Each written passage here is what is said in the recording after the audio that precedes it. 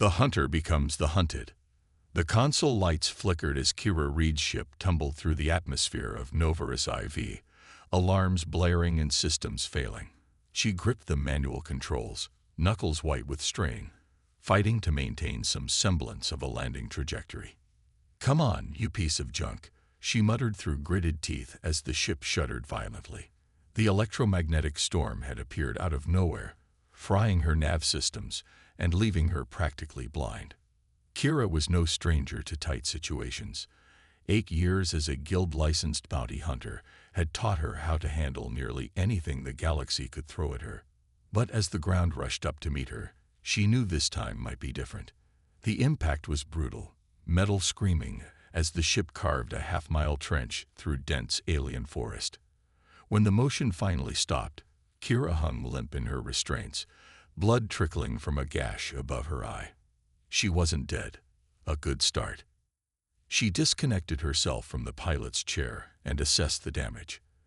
The ship's eye assistant flickered to life, its holographic interface distorted. Hull integrity at 37%. Engine core damage. Communications offline. Life support operational at minimal capacity, it reported. "Fantastic," Kira muttered, wiping blood from her brow. "Any good news?" Atmosphere outside is breathable, though higher in nitrogen than human optimal. Local temperature is within survivable parameters. At least she wouldn't suffocate or freeze. That was something. "Run diagnostics on the communications array. How long until we can send a distress signal?" The AI paused. Without replacement parts, communications cannot be restored. Nearest human outpost is approximately 213 light-years from our position. Kira felt the first real flutter of concern. Novaris IV was cataloged but largely unexplored, a frontier world far from established trade routes. No one knew she was here. Her hunt for Darius Vell, a scientist who'd stolen experimental biotech, had led her off the grid intentionally. "What about the tracking beacon?" she asked. "Non-functional. The electromagnetic storm appears to have damaged most electronic systems." Kira moved to the weapons locker, retrieving her pulse rifle and sidearm. If she was going to be stranded, she'd at least be armed. She stripped the ship of anything useful. Medkit, rations, portable scanner, survival gear, and stuffed it all into her pack. The planet outside was beautiful in a primordial way. Massive trees with iridescent blue-green leaves stretched hundreds of feet into the sky. The air was thick with strange scents, earthy and alive, but alien. In the distance, what looked like mountains floated impossibly, suspended above the ground. Gravitational anomalies detected. Her handheld scanner informed her before flickering and dying, another victim of the lingering electromagnetic interference. Kira sighed and tucked the useless device away. She'd have to rely on old-fashioned survival skills now. She made camp near her crashed ship, setting up proximity sensors around the perimeter. They probably wouldn't work any better than her other tech, but habits died hard. As night fell, unfamiliar stars emerged overhead, and strange sounds echoed from the forest, calls and cries of creatures she couldn't identify. Sleep came fitfully, her hand never far from her weapon. The first hint that something was wrong came 3 days later. Kira had established a routine: scout the area, look for water and edible plants, attempt repairs on her communications array, and maintain her camp. But that morning, she noticed something odd. A perfect circle of local flowers had been placed outside her camp perimeter, their bioluminescent petals pulsing softly. Kira approached cautiously, rifle ready. It was clearly deliberate. No natural phenomenon arranged flowers in perfect circles, which meant she wasn't alone. Either the planet had intelligent natives, or there were other visitors. She scanned the tree line, but saw nothing. Still, the sensation of being watched prickled along her spine. Instincts honed through years of tracking the galaxy's most dangerous criminals told her someone, or something, was out there, observing her. That night, she didn't sleep at all. The next day, Kira decided to hunt whatever was stalking her. She left obvious tracks leading away from her camp, then doubled back through the dense undergrowth, finding a hidden vantage point. Hours passed. The forest life continued its chaotic symphony around her, but nothing approached her trap. When she returned to camp at dusk, frustrated and on edge, she found another offering. A small animal, freshly killed, placed on a flat stone beside her ship. What the hell? She circled the carcass, noting the clean, precise cuts that had killed it. Not the work of a predator, but something with tools and intelligence. That night, a sound woke her, the slightest shift of weight on the ship's outer hull. Kira reached for her rifle, moving silently to a defensive position. A shadow detached itself from the top of her vessel, landing with impossible grace. In the moonlight, Kira caught her first glimpse of her stalker. The alien stood nearly 7 feet tall, with a lean, powerful physique covered in short, silver-white fur that seemed to shimmer in the moonlight. Its face was vaguely canine in structure, with an elongated snout, alert ears, and gleaming amber eyes that caught the light like reflectors. The creature wore minimal clothing, a harness of something resembling leather that housed various tools and weapons. It was undeniably female, with a muscular yet distinctly feminine form, and she was staring directly at where Kira hid, nostrils flaring as she scented the air. Kira stepped into the open, rifle raised. "That's far enough," she called out. "I don't want trouble." The alien's head tilted slightly, ears twitching. Then, to Kira's shock, she spoke. "Hunter," she said, her voice deep and accented but understandable. "You are prey now." "I'm nobody's prey," Kira answered, finger tightening on the trigger, "and I don't appreciate the stalking. What do you want?" The alien bared impressive teeth in what might have been a smile. "To hunt worthy prey. To test. To claim." She tapped her chest. "I am Zara of the Lycanis. You are strong. You survive. You will run." "I'm not running anywhere," Kira said firmly. Zara's eyes gleamed with what looked disturbingly like amusement. "You already have. 3 days. Good start." She gestured to the dead animal. "You need strength. Eat. Tomorrow, we hunt." Before Kira could respond, Zara leaped backward, her powerful legs carrying her impossibly far into the darkness of the forest. She vanished among the trees, leaving Kira alone with the slaughtered offering and a growing sense of dread.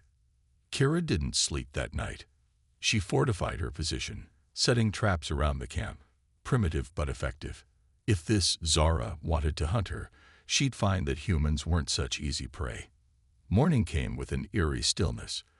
The usual cacophony of alien wildlife had fallen silent. Kira checked her traps, all untouched, all exactly as she left them. Then she saw it, a new circle of flowers inside her perimeter. Somehow, Zara had slipped past all her defenses without triggering a single trap. A chill ran down Kira's spine. This wasn't just hunting. It was a demonstration of superiority. A message: "You cannot hide from me." Kira grabbed her pack and pulse rifle. Staying put was clearly futile. If she was being hunted, she'd at least make it challenging. She set out at a quick pace, heading toward the floating mountains she'd spotted on arrival. High ground, unusual terrain, it might give her an advantage. The forest grew denser as she moved inland. Massive roots created natural bridges over glowing streams, while strange fungi pulsed with bioluminescence. Under different circumstances, Kira might have found it beautiful. Now, every shadow, every rustle of leaves, sent her heart racing. By midday, she'd covered significant ground, but the sensation of being watched never abated. Occasionally, she caught glimpses of silver fur between trees or heard the faintest rustle of movement from above. Zara wasn't hiding her presence. She wanted Kira to know she was being pursued. It was psychological warfare, and despite her training, Kira felt it working. The constant vigilance, the inability to truly rest, was wearing on her.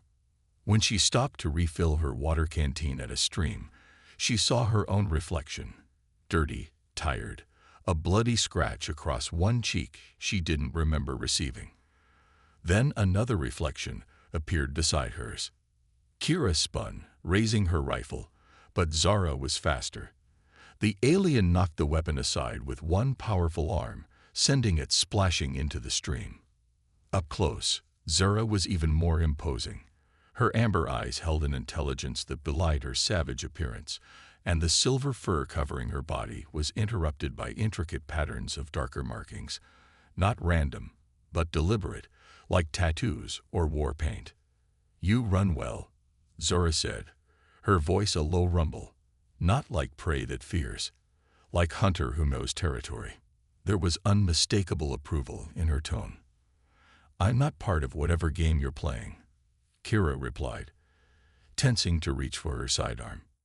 Zara's ears flattened slightly. "Not game. Ritual. Honor." She tapped her chest. "Like in his hunt to find worthy.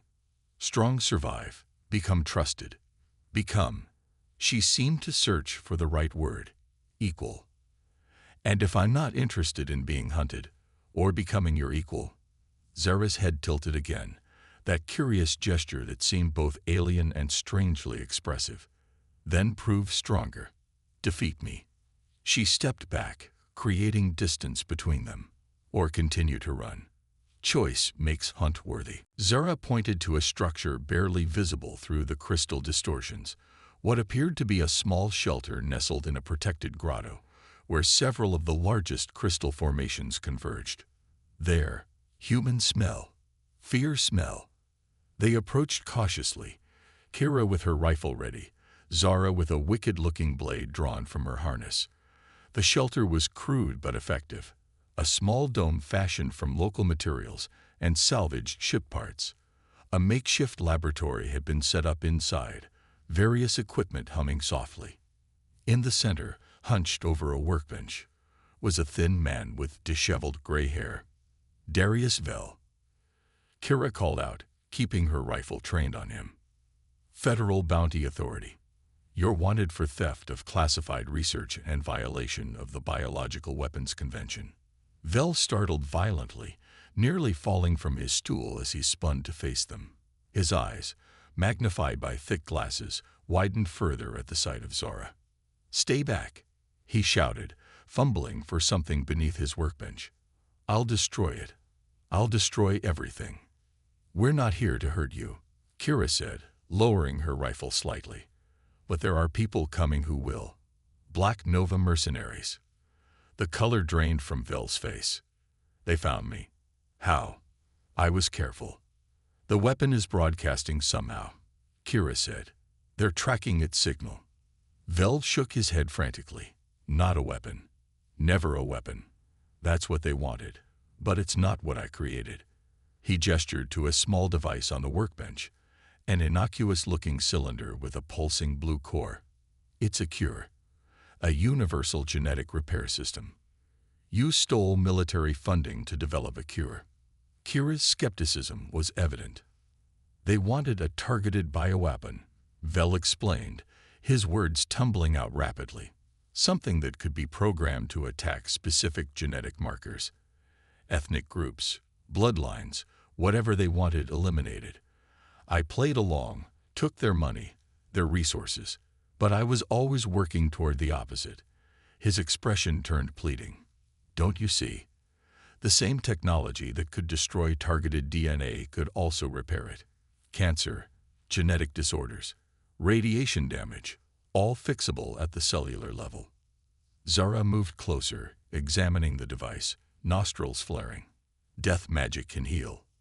"Yes, exactly." Vell seemed encouraged by the alien's understanding. "But the military wouldn't fund that research. When I finally succeeded, I knew they'd weaponize it, reverse my work. So I ran." Kira's mission parameters were suddenly less clear. She'd been sent to retrieve a thief and a dangerous weapon, not a scientist, and a revolutionary medical breakthrough. "Why is it broadcasting?" she asked. "It's not supposed to be." Vell frowned, adjusting his glasses. "Unless..." He examined the device more closely. "The containment field is degrading. The core is becoming unstable. Before they could discuss further, Zora's head snapped up, ears alert. Soul Eaters come. 3 from east, 2 from south. She looked at Kira. Must move now. Grab what you need, Kira told Vel. We're leaving. The scientist hastily packed the device and a few critical components into a bag. Zara led them out through a narrow gap between crystal formations, just as the first mercenary came into view. The pulse blast struck the crystal beside them, shattering it into deadly shards. Kira fired back, forcing the mercenary into cover. This way, Zara called, guiding them deeper into the crystal maze. What followed was a desperate chase through the labyrinthine terrain. The mercenaries had superior weapons and armor, but Zara's knowledge of the landscape gave them a slim advantage. They'd weaved through narrow passages, doubled back, and used the crystal's reflective properties to confuse their pursuers. A blast caught Vel in the shoulder, spinning him around. Kira grabbed him before he could fall, half-dragging him as they continued to flee. The device, he gasped, clutching his bag. If they get it. They won't, Kira assured him, though her confidence was waning. They were outnumbered, outgunned, and running out of options. They emerged from the crystal maze into a clearing dominated by a massive crystalline structure, a natural formation that resembled a tower, reaching at least 100 meters into the sky. At its base was an opening, a dark maw leading into unknown depths. Underground, Zora said, pointing to the entrance. Ancient places, safe places. With mercenaries closing in from multiple directions, they had little choice.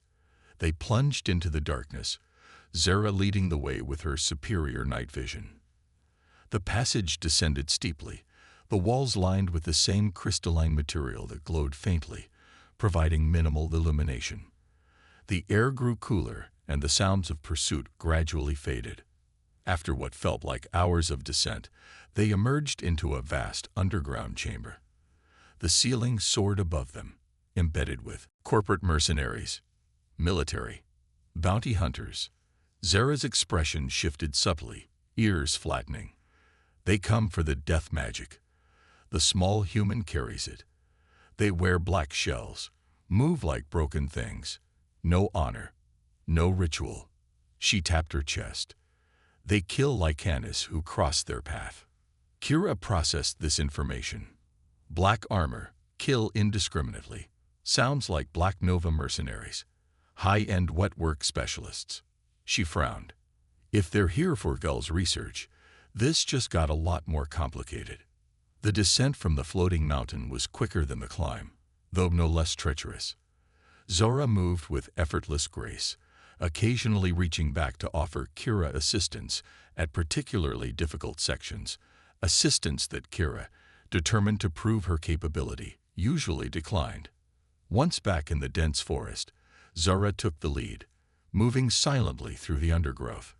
Kira followed, impressed despite herself at how the large alien could navigate the dense vegetation without disturbing a single leaf. Her own movements, though practiced from years of tracking targets across dozens of worlds, felt clumsy in comparison. How many of your people are on this planet? Kira asked as they paused beside a luminescent stream. Lycanis are few, Zora replied. Sacred hunting grounds, not living place. 5, maybe 6 hunters now. She glanced at Kira. All looking for worthy matches. So this is some kind of mating ritual. Kira couldn't keep the skepticism from her voice. Zara made a sound that might have been a laugh. More than mating. Finding equal.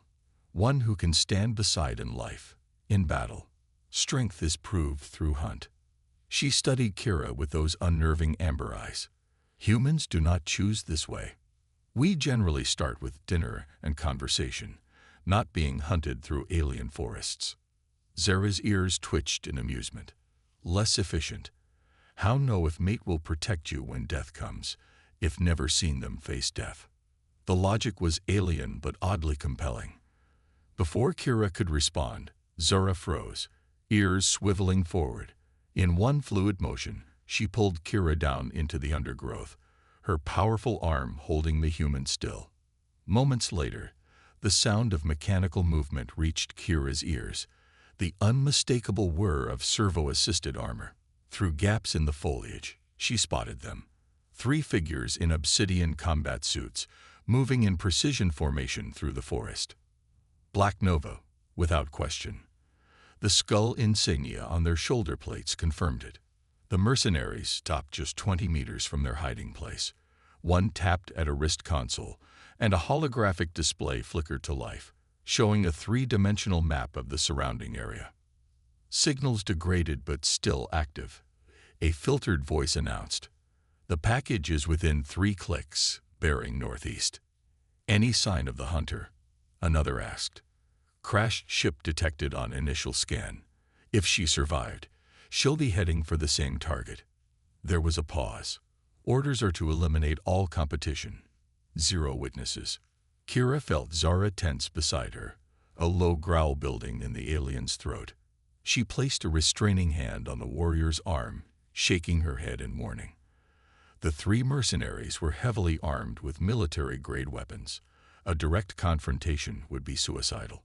When the mercenaries moved on, Zara turned to Kira, amber eyes blazing. "Soul Eaters hunt your prey, and now hunt you. Why?" "The death magic they're after," Kira explained quietly, "is a bioweapon. Vel was developing it for the military before he stole it and ran. I was sent to bring him in alive." She frowned. "But it sounds like Black Nova's orders are to retrieve the weapon and eliminate everyone else, including Vel and me." "And Lycanis," Zara added, her expression grim. "We are witnesses too." They continued through the forest, now moving with greater caution. Zara occasionally stopped to examine signs invisible to Kira's human eyes. Subtle disturbances in the undergrowth, scents carried on the breeze. The aliens' tracking abilities far surpassed any technology Kira had used. By midday, they'd covered significant ground, moving steadily northeast, the same direction the mercenaries had indicated.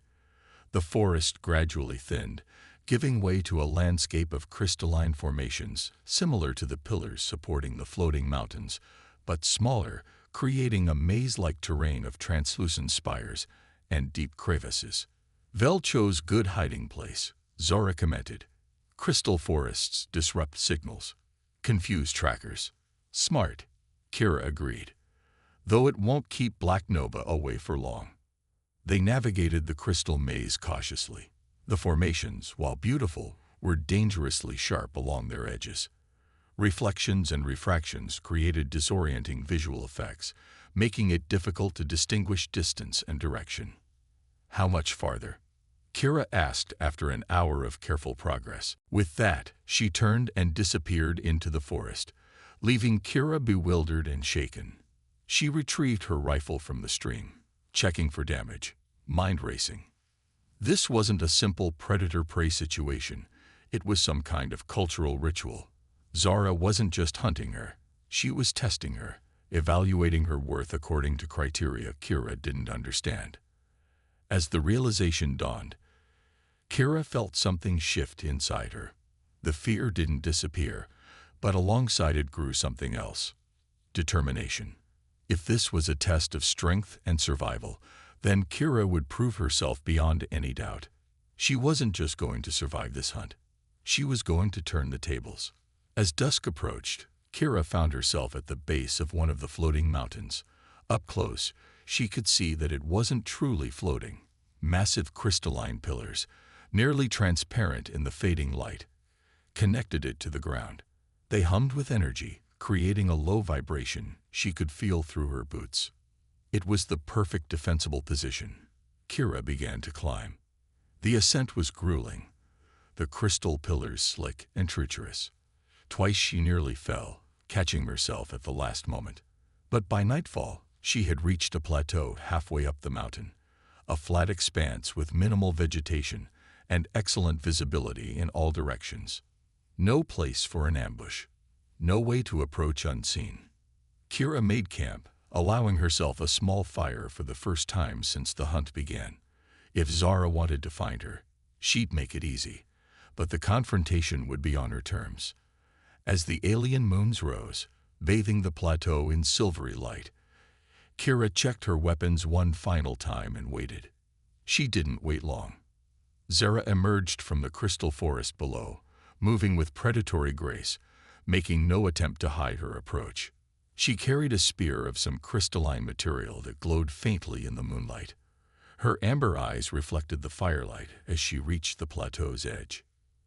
"You no longer run," she observed, stopping several meters from where Kira stood. "No," Kira replied, rifle steady in her hands but not aimed directly at the alien.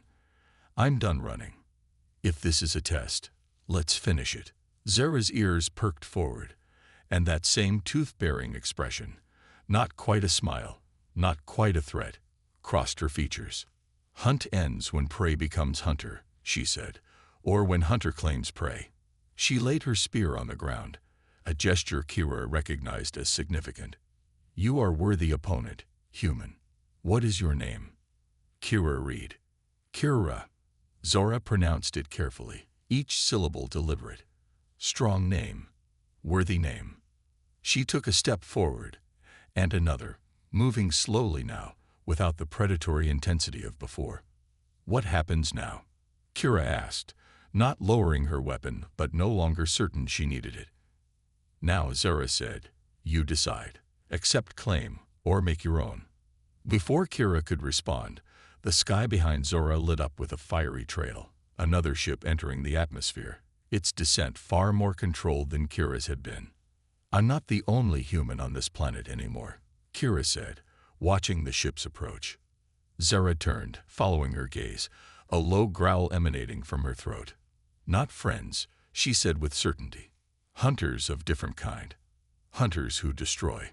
Kira's blood ran cold. There was only one reason another ship would come to this remote world so soon after her arrival. "They're after Darius Vel," she said. "The man I was tracking." Zara's ears flattened against her skull. "Many come for him. For what he carries. Bad magic. Death magic. You know about him. Where is he?" The alien warrior turned back to her, amber eyes intense. "Hunt is paused, Kira. New prey threatens both lichenous and human." She extended a clawed hand. "Hunt together." Kira looked at the offered hand, then at the distant ship now landing somewhere in the vast forest. She had come to this planet to capture a fugitive, but now found herself caught between an alien hunter's ritual and an unknown threat. With a deep breath, she lowered her rifle and took Zora's hand. The alien's grip was strong, her fur surprisingly soft against Kira's skin. Together, Kira agreed, not entirely sure what she was getting herself into, but certain that everything had changed. The hunt had only just begun. Dangerous alliance. Dawn broke over Novaris IV with an explosion of color, the sky shifting through purples and crimsons as the system's binary stars crested the horizon. Kira checked her equipment methodically, trying to ignore Zora's intense stare. The alien had barely moved all night, maintaining a silent vigil at the edge of their makeshift camp. "We need to locate the ship that landed," Kira said, slinging her pack over her shoulder. "Find out who they are and what they're after." "I know already," Zora replied, her deep voice rumbling in the morning quiet. "Soul Eaters." "I need something more specific than Soul Eaters," Kira said, with countless crystals that glowed with soft blue light, mimicking the starry sky. The floor was smooth, almost polished, and in the center stood what appeared to be an altar of some kind. "Lycanis' sacred place," Zora explained, her voice hushed with reverence. "Place of final claiming." Vel collapsed against one of the chamber walls, his breathing labored. Kira examined his wound. The blast had burned through his clothing and seared the flesh beneath. Not immediately fatal, but serious. "We need to treat this," she said, removing medical supplies from her pack. As she worked on Vel's injury, Zara secured the chamber, examining the various tunnels that branched off from the main space. "Soul Eaters will find us eventually," she said when she returned. "Many passages, but they have tracking magic." Vel gestured weakly to his bag. "The device, It's what they're following. Its containment is failing. Kira retrieved the cylinder, which was now pulsing more rapidly, the blue light fluctuating erratically. Can you stabilize it? Not without my equipment, Vel admitted. The core is highly reactive. It needs a proper containment field or... He trailed off. Or what? Kira pressed. Or it needs to be used, he finished. The energy is meant to be channeled, directed. Containing it was always the harder part. Zara approached, studying the device with intense curiosity. How use healing magic? Vel hesitated. It's programmed to repair genetic damage at the cellular level.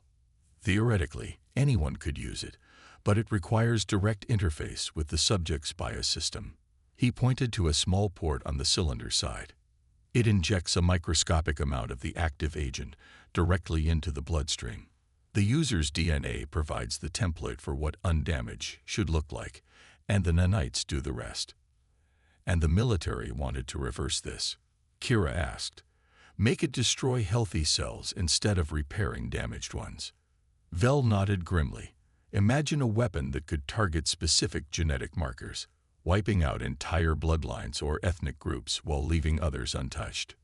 Dishonorable, Zara growled, ears flattening against her skull. No worthy hunt in such killing. We need to destroy it, Kira decided, or at least disable the tracking component. If we use it, Vel suggested, the energy expenditure might burn out the transmitter. Use it how? On whom? Kira demanded. Vel's gaze shifted to Zara. Your companion appears to have some old injuries. Scars, evidence of healed fractures. He gestured to faint markings visible beneath Zora's silver fur. The device could repair that damage, restore her to peak condition. Zara stared at the device, then at Vel. Healing magic would fix old battle wounds. Completely, Vel confirmed. And it might save all our lives if it stops broadcasting our location. Kira wasn't convinced. It could also kill her. This technology is untested, especially on non-humans. The principles are universal, Vel insisted. DNA is DNA, whether human or whatever she is. Zara straightened to her full height, amber eyes gleaming in the crystal light. I will do this. If soul eaters come, we die. If magic kills me, only I die. She extended her arm toward Vel. Use healing magic. Zara, wait, Kira began, but the alien warrior silenced her with a look. My choice, Kira. My hunt. There was something in her expression, determination, certainly, but also something softer, harder to define. Trust chosen one's strength. The significance of those words wasn't lost on Kira. In Zara's culture, the hunt was about finding an equal, a partner worthy of trust. And now, Zara was trusting her judgment, her mission, her human companion. With reluctance, Kira nodded. Vel carefully prepared the device, explaining each step of the process to both of them. It will hurt, he warned. The nanites integrate rapidly, and the repair process is intense. Zara merely bared her teeth in what Kira now recognized as a smile. Pain is part of hunt, part of proving worthy. Vel positioned the device against Zara's forearm, where the silver fur was thinnest. With a deep breath, he activated the mechanism. The effect was immediate and terrifying. Zara's body went rigid, her back arching as the blue light from the device seemed to flow into her veins, illuminating them beneath her fur. A strangled howl escaped her throat, not of rage but of pure agony. Kira rushed forward, supporting Zara as the alien's legs buckled. They sank to the floor together, Kira cradling the massive form as best she could as Zara convulsed. The blue light spread throughout Zara's body, concentrating around areas Kira now recognized as old injuries, a poorly healed break in her left leg, scar tissue across her abdomen, a damaged ear. The light pulsed, intensified, then gradually began to fade. Zara's breathing slowly steadied, and her amber eyes, which had been clenched shut, opened to focus on Kira. Strong magic, she whispered, her voice rough. Vel examined the device, which had stopped pulsing entirely. It worked. The tracking signal is gone. He looked at Zara with scientific curiosity. How do you feel? Zara rose to her feet with fluid grace, testing her limbs, stretching muscles that had long been compromised by old injuries. Her movements were smoother, more powerful than before. Whole, she said simply, like after first hunt, before battle scars. A distant sound echoed down one of the tunnels, the mechanical whir of armor. They're still coming, Kira said. They might not have the exact signal anymore, but they know we're down here somewhere. Zara's ears swiveled toward the sound, her rejuvenated body tensing for combat. Now we stop running, she declared. Now we hunt them. Kira looked from Zara to Vel, then back to the tunnel where the sounds of approaching mercenaries grew louder. Their alliance had kept them alive this far, but what came next would test it to its limits. The hunt had entered a new phase, and they were no longer the prey. Blood and honor. The crystals in the sacred chamber dimmed as if sensing the coming conflict. Zara moved with renewed purpose, the effects of Vel's device evident in every fluid motion of her powerful frame. Old limitations were gone. She was at her physical peak. We can't take on 5 mercenaries in a frontal assault, Kira warned, checking her pulse rifle's charge. Especially not with Vel injured. Zara's amber eyes gleamed in the low light. Not frontal. Hunter never attacks where prey expects. She gestured to the various tunnels branching from the main chamber. Many paths, many shadows. We separate them, isolate them, then strike. It was sound tactical thinking, Kira had to admit. Divide and